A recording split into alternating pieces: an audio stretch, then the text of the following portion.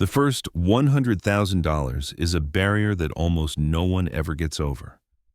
Not because they're cursed with bad luck, and not because the whole system is secretly rigged against them.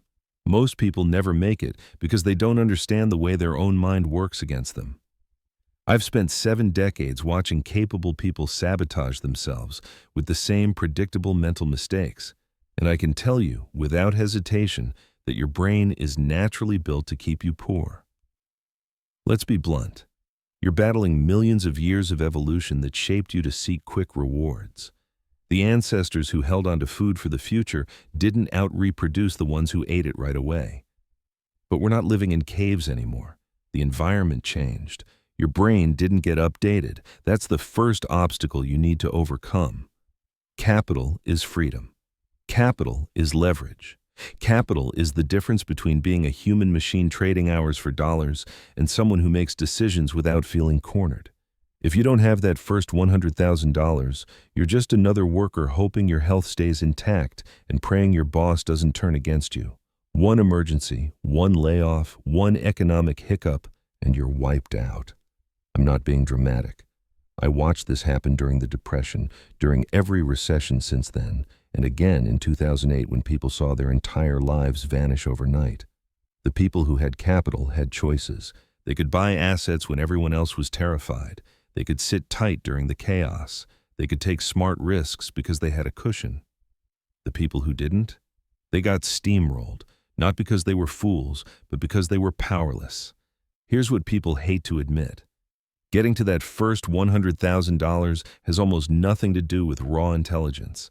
I've known brilliant minds who ended up broke and average thinkers who built real wealth. It wasn't IQ. It was rational behavior. It was the discipline to push back against the psychological instincts that make humans do ridiculous things with money. Let me show you what you're truly up against. You think you're fighting a low-paying job or random bad luck or some faceless system. You're wrong. You're fighting your own programming. You're fighting what I call the psychology of human misjudgment, dozens of built-in tendencies that helped you survive in tribes but sabotage you in a modern financial world. The first tendency that ruins people is the way we react to rewards and punishments. At your core, you're simple. You move toward what feels good and away from what feels bad. Sounds fine, except society now rewards spending and punishes saving. You buy a shiny car, and people praise you. You keep driving an old clunker while stacking cash, and suddenly, people think you're embarrassing yourself. Everything around you reinforces the wrong behavior. Ads push you to consume. Social media pushes you to compare. Your friends accidentally guilt you into spending. Your brain evolved to fear rejection from the tribe because rejection used to mean death. So you burn money to impress people who don't matter. Then wonder why you hit 40 and feel trapped. This isn't philosophy. This is biology hijacking your finances. The second tendency is social proof. Humans are copying machines. If everyone in your circle is leasing luxury cars and planning European vacations, your brain assumes that must be the right path. It doesn't matter that half of them are drowning in debt. Your instincts see the crowd moving and start screaming at you to follow. That's how people end up broke with nothing to show for decades of work. I'm going to say something that sounds cold, but will save you a lifetime of stress. Most people are financially incompetent. Most will spend 40 years working and retire with barely anything. Most are following a script designed by marketers who profit when you stay broke. If you imitate the crowd, you'll inherit the crowd's results, constant financial anxiety and a retirement propped up by government checks. The third tendency is envy. This one destroys more wealth than any bad investment ever could. You see someone with a nicer house or a new car, and something ancient inside you starts screaming. If you obey that voice, you'll spend your entire life broke. I've watched high earners making hundreds of thousands a year still living paycheck to paycheck because they can't tolerate someone else having more. Here's the principle you need to carve into your thinking. Don't ask, how do I get rich? Ask, what keeps people poor? The answer becomes obvious. People stay poor because they can't delay gratification. They stay poor because they obsess over how they look to strangers. They stay poor because they let emotions overrule math. The math itself is brutally straightforward. Spend less than you earn, invest what's left, and be patient. That's the whole formula. But simple isn't the same thing as easy. Because your brain craves pleasure right now, status right now, comfort right now. Your instincts want you to optimize for today, and your future self ends up paying for that choice. Another tendency is contrast. Your mind compares everything. You don't think in absolutes, you think in relatives. You feel wealthy until you meet someone richer. You feel broke until you see someone poorer. This messes with your money in predictable ways. You get a raise and instantly inflate your lifestyle because you're comparing yourself to some meaningless new reference point. When Warren and I were young, we didn't compare ourselves to successful people. We compared our decisions to the opportunity cost, what our money could grow into over decades. Every dollar spent now was a dollar that couldn't compound. That's rational. Most people never think that way. They're too busy comparing their car to their neighbor's. The next tendency is what I call the overreaction to loss. Humans hate losing something far more than they enjoy gaining something new. That's why people cling to losing stocks and dump the winning ones. That's why they keep pointless subscriptions they don't even use. They feel the removal of a luxury as genuine pain, even though they wouldn't have missed it if they never had it. Your brain treats giving up your daily cafe drink like a threat, even though it drains hundreds every year, money that could be growing instead of disappearing. Over decades, that habit alone can cost tens of thousands. Now let's talk about compounding. People act like they understand it, but they don't. Compound interest is incredibly powerful, but it's meaningless if you don't have capital to compound in the first place. That's the hard truth. People read about someone compounding at 20% for decades and assume they can do the same. Except they start with a few $100s and several credit cards charging obscene interest. Their problem isn't compounding. It's that they've never built the foundation required for compounding to matter. Here's what compounding really looks like at the beginning. It's discouraging. You save a few thousand, you earn a few hundred in returns. Then your car breaks down and wipes it out. You feel foolish for trying. That's where most people quit. They can't stand watching small numbers grow slowly while real life keeps interrupting. When I was young, I wasn't excited about compounding either. I was grinding, sacrificing, watching returns so small they couldn't even cover a decent weekend trip. But pushing through that stage, sticking with the discipline, that's where wealth is born. Not from a genius idea, from endurance. The reason most people never reach their first $100,000 isn't bad luck or a rigged system. The truth is simpler and harsher. They don't understand the psychological traps built into their own minds. I've spent a lifetime watching smart people sabotage themselves in predictable ways, and I can tell you without hesitation, your brain is wired to keep you broke. Evolution shaped you for survival, not wealth building.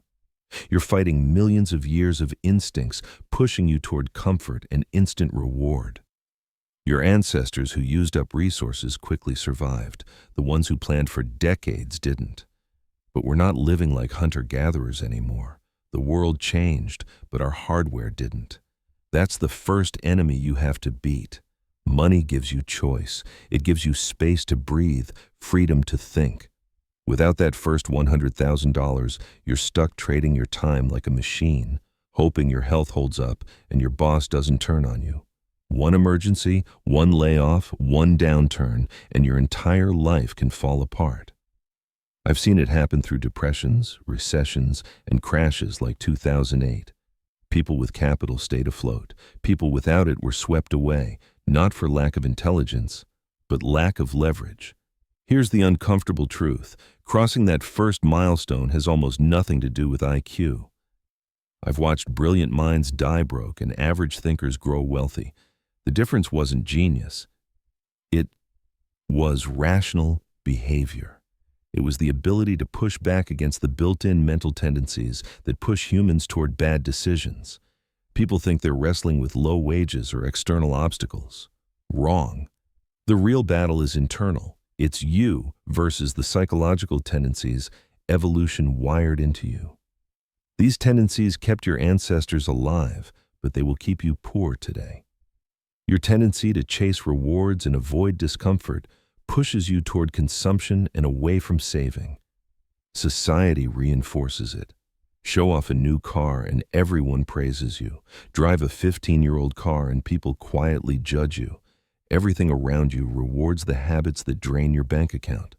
The next trap is social proof. Humans copy whatever the people around them are doing when everyone is leasing luxury cars or taking vacations they can't afford. Your brain tells you that's the correct lifestyle. Doesn't matter that they're drowning financially, you'll follow them right into the same mess. Here's the blunt reality. Most people are terrible with money. They follow a script written for them by companies that profit from their ignorance. If you imitate them, you inherit the same anxiety and the same broken retirement plans. Then comes envy. You see someone with a bigger house or a nicer car, and something ancient inside you starts boiling. That emotional reaction leads people to overspend, overextend, and destroy decades of progress. I've seen envy ruin more wealth than bad investments. A better question than how do I get rich is what keeps people poor? The answers jump out when you look.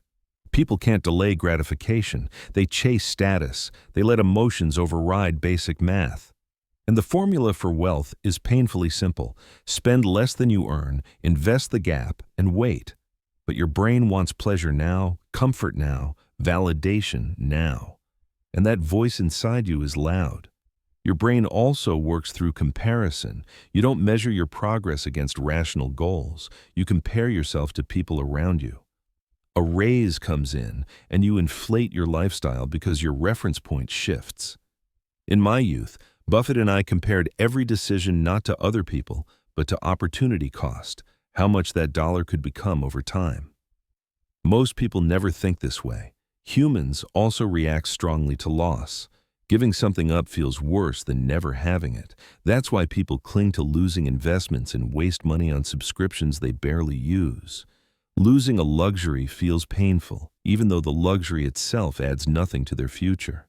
And then there's the misunderstanding about compounding. Everyone loves to talk about it, but almost nobody sticks around long enough to experience it. In the early years, compounding is an insult. It feels pointless. You save, you invest, and then life shows up with a bill that wipes out the tiny gains. Most people quit right there because the progress feels too slow. The truth is that wealth grows in the discipline, not the excitement. Your brain also overreacts to vivid stories. You hear about one person getting rich off crypto or a stock tip, and suddenly you think you found the path, while ignoring the thousands who lost everything the same way. We're emotional storytellers, not calculators, and stories distort reality. That's why I focus so heavily on inversion. Instead of asking how to succeed, ask how to avoid catastrophic mistakes. Wealth grows automatically when you don't destroy your foundation.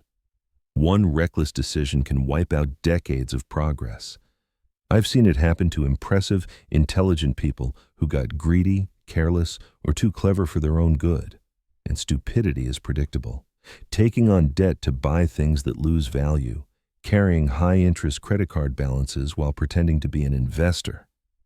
Buying more house than you can afford because the real estate agent says you'll miss your chance. Most financial disasters come from these everyday choices. Another trap is misplaced trust in authority. Your brain evolved to follow leaders because defying them used to mean danger. Today, most authorities are selling something. A financial advisor earns commissions, a media outlet needs attention, an economist wants you to buy his book. And because they look polished and confident, your brain assumes they have your best interests in mind. Most financial advisors can't beat the market. They'll happily charge you yearly fees that quietly rob you of a third of your retirement over time. The simple, rational solution, low-cost index funds held long-term, makes wealth. But no one promotes it loudly because it doesn't make them money. Then there's your brain's craving for certainty. When markets crash, uncertainty drives people crazy. I've lived through more market collapses than most people have birthdays. Every time, smart people panic because watching their portfolio fall triggers their survival instincts. They sell at the bottom to stop the emotional pain, locking in permanent losses. Volatility is not a flaw, it's the price you pay for long-term returns. If investing felt safe every day, you'd earn bond-level returns. That discomfort is your compensation for staying rational when others aren't. Incentives warp thinking.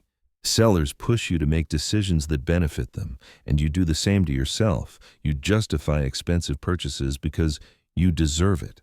You convince yourself your job is stable when it isn't. These stories feel good, but they're financially destructive. I always countered this by comparing every unnecessary purchase to what it could grow into over 30 years. That $40,000 car is actually $200,000 of future wealth. Put it in those terms, and the old car suddenly looks great. Then there's overconfidence. People think they're smarter than the average investor, better drivers, better decision makers. This leads them straight into mistakes, trying to time markets, trade like professionals, or gamble on risky investments. Being special doesn't mean being brilliant, it means being disciplined. It means saving even when it hurts, staying invested during downturns, ignoring hype. That's rare. That's what creates wealth, not shortcuts or clever tricks. Debt is the silent killer. It's compounding in reverse. High-interest balances grow while you sleep, trapping you financially. I've watched high-income earners stay broke because everything in their life, from their couch to their vacation, was financed. They feel comfortable while building a cage around themselves. If you're paying 18% interest on a credit card while hoping for a 10% return in the market, you're punishing yourself for the illusion of being an investor. The logical move is simple. Kill your debt first. But that requires admitting your lifestyle is beyond your means, and people avoid that admission at all costs. Reciprocation also traps you. Free samples, reward points, perks. They're designed to make you feel indebted. Credit card companies mastered this. They hand out points, lounges, and little bonuses. Meanwhile, merchants raise prices to cover the fees, and you spend more because you're chasing rewards. You're paying for your own perks. Most people waste their energy gaming these systems instead of fixing their financial foundation. 0.5% of cashback won't change your life. Saving and investing consistently will. Excessive self-regard convinces you the rules don't apply to you. You think you'll be the exception, the one who gets rich quickly through shortcuts. But these shortcuts exist to exploit that exact belief. The people who build real wealth do it through decades of steady, boring progress. They're not superheroes. They're consistent. The first $100,000 isn't about brilliance. It's about avoiding self-inflicted wounds. Don't finance things that lose value. Don't carry high-interest debt. Don't inflate your lifestyle every time you get ahead. Don't fall for hype. Don't panic when markets dip. Avoid these traps long enough, and your money finally starts working for you. But here's the part that discourages most people: the timeline. Building $100,000 from zero typically takes 7 to 10 years of disciplined saving. That's not theory, it's math. Save around $1,000 a month and earn modest returns, and you'll get there in about 8 years. Most people can't tolerate 8 years of sacrifice. They want shortcuts. They chase fast money through speculation, trendy assets, or gurus selling fantasies. They burn time and money, get discouraged, and quit entirely when they could have already been halfway to the goal. It feels unfair.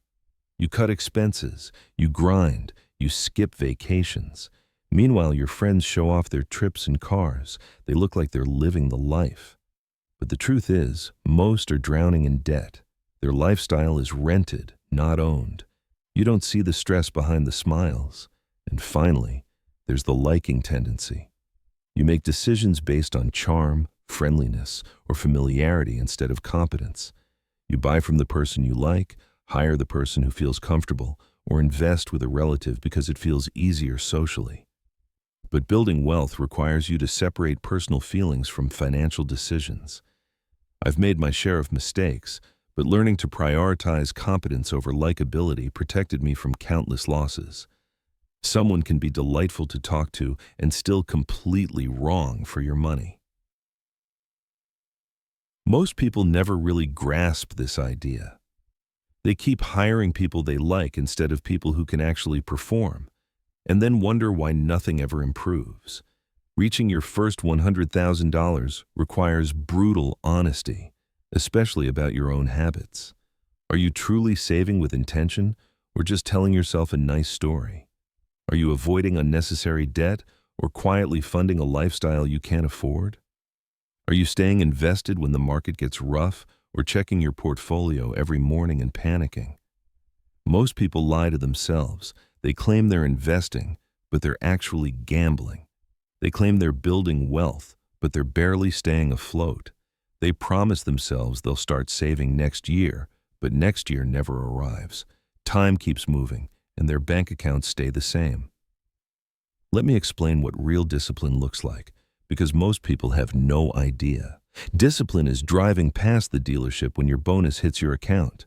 Discipline is turning down a vacation your friends are excited about. Discipline is watching your portfolio fall 30% and choosing to buy more instead of running away. Discipline is sitting down with your spouse and explaining why upgrading the house isn't happening, even if the bank says you can afford it. None of that feels good. Discipline won't earn you Instagram pictures or social approval. It produces something far more powerful: optionality. When you build capital, you gain the ability to choose. You can walk out of a toxic job. You can start a business. You can buy assets when everyone else is panicking. Without capital, you take whatever life hands you and pretend you're okay with it. Under pressure, people fall back on primitive instincts. Stress makes them emotional, impulsive, and short-sighted. That's why so many financial lives collapse during a crisis. The emotional pain becomes so heavy that all long-term thinking disappears. I saw this in 2008. People with solid portfolios dumped everything at the bottom because they couldn't handle the stress. If they had simply stayed invested, they would have regained everything.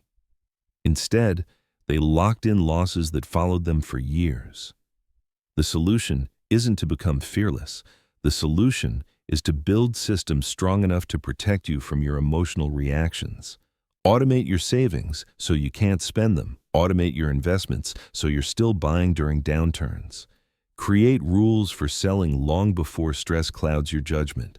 Most people have no system. They improvise. They tell themselves they'll be logical when it matters, and then fall apart the moment stress hits. By the time they realize it, the damage has already happened. Your brain also misjudges risk because it overweights dramatic stories. You know someone who made money in real estate, so you assume that's the path.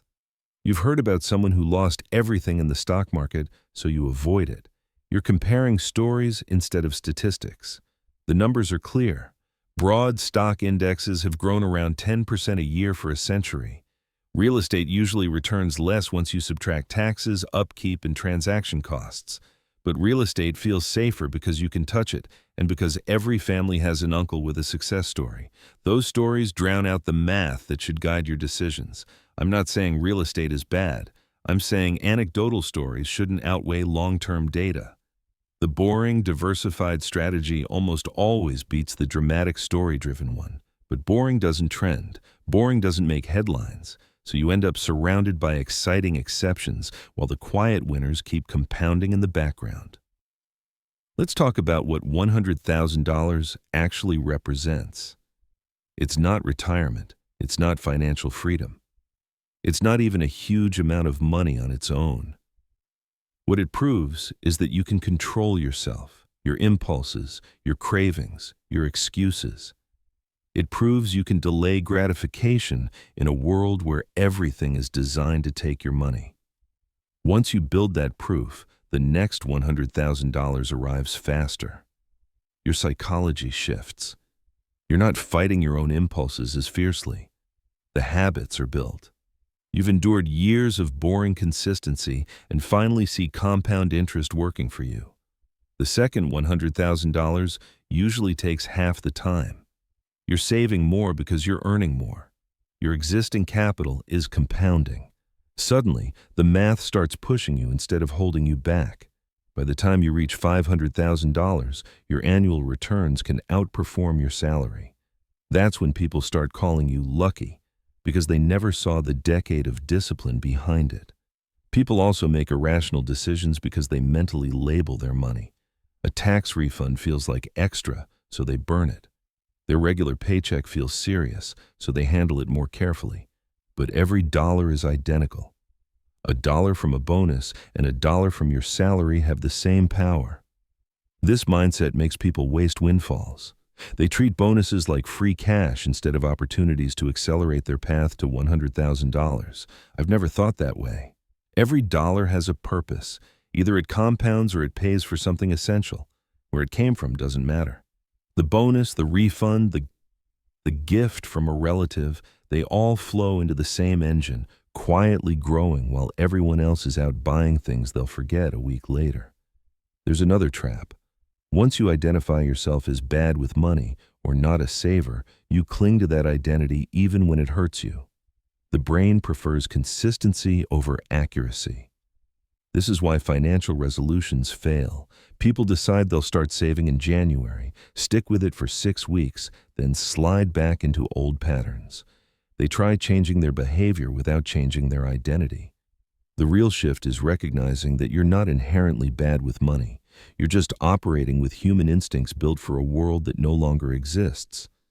Once you recognize your own predictable flaws, you can build systems to counter them. You're not changing who you are. You're simply outsmarting your own psychology. When you finally hit $100,000, nothing magical happens. You don't suddenly become wealthy. You don't quit your job. You don't upgrade your lifestyle. The correct move is to do absolutely nothing different. Keep saving. Keep investing. Keep living below your means. The milestone isn't the finish line. It's the first major checkpoint. This is where people blow it. They reward themselves by increasing their lifestyle. They spend the momentum they spent a decade building. It's like climbing halfway up a mountain and then deciding to slide back down because you're tired. The smart response to hitting $100,000 is to stay the course. No upgrades, no celebration, no relaxing discipline. This is the moment to push harder, because the math finally starts working in your favor. People also sabotage themselves with beliefs about fairness. They think hard work should bring wealth. They think doing the right thing should eventually lead to financial success. But the world doesn't operate on moral balance sheets. Plenty of hardworking people struggle. Plenty of people coast on advantages they didn't earn. Fairness is a human idea, not a natural law. Money follows math. If you invest consistently, compound interest works. If you don't, it doesn't. Your intentions, your work ethic, your moral character, none of that changes the arithmetic. I've never expected fairness. I've expected probabilities. I've expected that rational decisions repeated over long periods lead to predictable results. The universe doesn't reward suffering. It rewards patience, capital, and time. Here's the final piece, the framework that ties everything together. You need a blend of mental models from psychology, economics, biology, and mathematics if you want to make good financial decisions. Most people rely on only one or two ways of thinking based on whatever they studied or experienced. That's not enough. You need the math of compounding, the incentives of economics, and the understanding of human behavior that psychology and biology provide. All of it matters. You need to understand how cognitive biases work in psychology and how evolutionary mismatch shapes our instincts. When you combine those ideas with basic economics and simple math, you start to see why most people struggle with money and why a different approach is necessary. Psychology reveals the traps you fall into. Math shows you the strategies that consistently succeed. Economics explains how the systems around you operate. Biology shows you why your instincts often push you in the wrong direction. When these models overlap, you get a clear framework for making rational decisions, one that most people go their entire lives without developing. None of this is overly advanced. A smart high school student could grasp every idea here, but understanding something in theory is very different from actually putting it into practice. People know they should save more and spend less, but almost nobody consistently follows through. The gap between what people know and what people do is where wealth is lost. Another tendency is the decline in mental sharpness as you age. Your brain becomes less capable, but your confidence doesn't fall with it. That's why older people often fall for scams or make poor money choices. But this also affects younger people who assume they have endless time. They keep believing they'll start later. They forget that their body and mind are assets slowly wearing down. Every year you put off saving is a year you can never recover. I've watched people waste decades waiting for the right moment, after the promotion, after the kids graduate, after the car is paid off.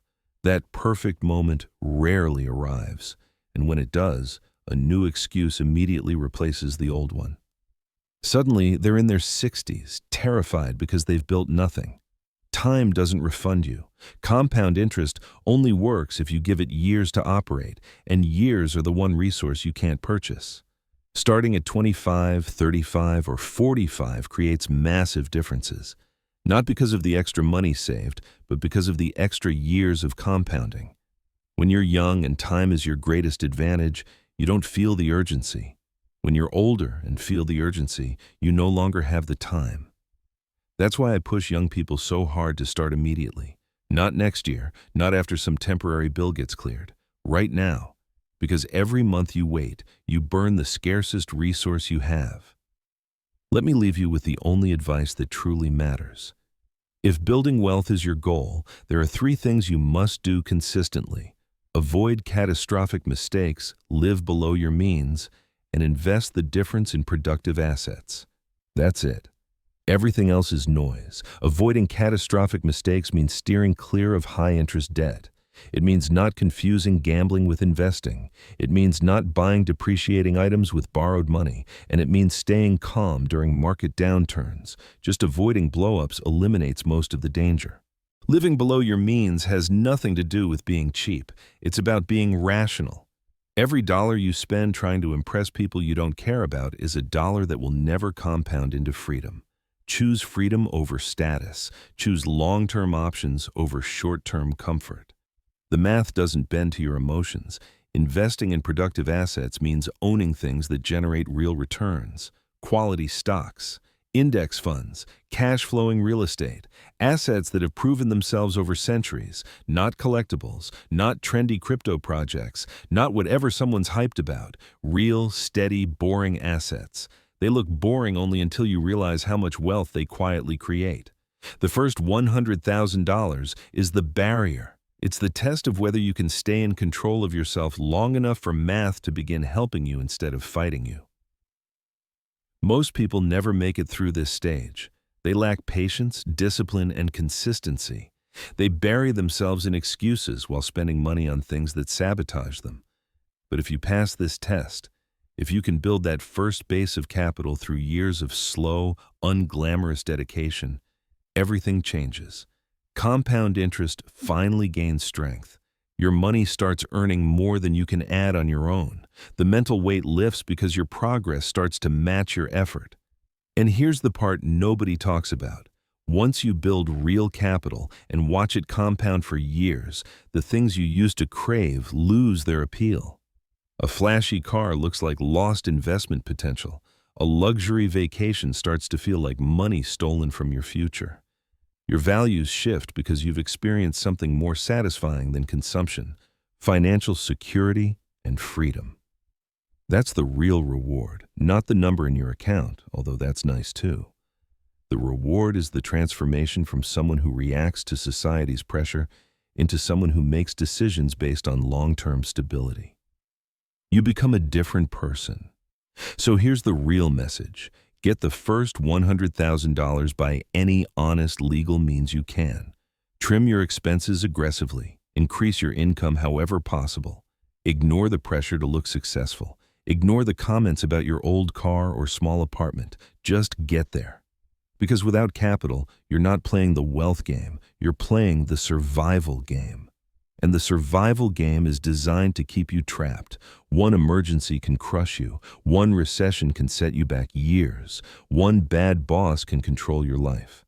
But once you have capital, the rules change. You gain safety, choice, and time to make thoughtful decisions instead of desperate ones. You might not be rich yet, but you're no longer powerless, and that difference is everything. Don't expect this journey to be easy. Don't expect it to be quick. Don't expect applause from anyone. Building wealth is a long, quiet, unexciting effort that takes years before the results become visible. Most people quit because they can't handle waiting. They can't stay consistent long enough for compounding to do its job. But if you can endure that discomfort, if you can outlast your own impatience and emotional impulses, the math will eventually reward you. It doesn't care about your background, your luck, or your connections. It only cares whether you give it capital and time. Offer both, and it will build wealth for you. Refuse either, and you'll stay stuck no matter how smart you are. You can continue making excuses, continuing to spend everything you earn, continuing to hope someone rescues you. Or you can recognize that the process is simple, just not easy, and commit to playing it seriously. Today, not next month. Every day you delay is a day of compounding you'll never recover. And at the end of your life, you'll either be grateful for the discipline that bought your freedom, or full of regret for the excuses that held you back. So stop searching for perfect timing. Stop waiting for motivation. Just begin. Save with intention. Invest wisely. Be patient. The first $100,000 is the toughest, but it's your fight to win. And once you cross it, you enter a life most people never experience. A life where money works for you instead of you working for money.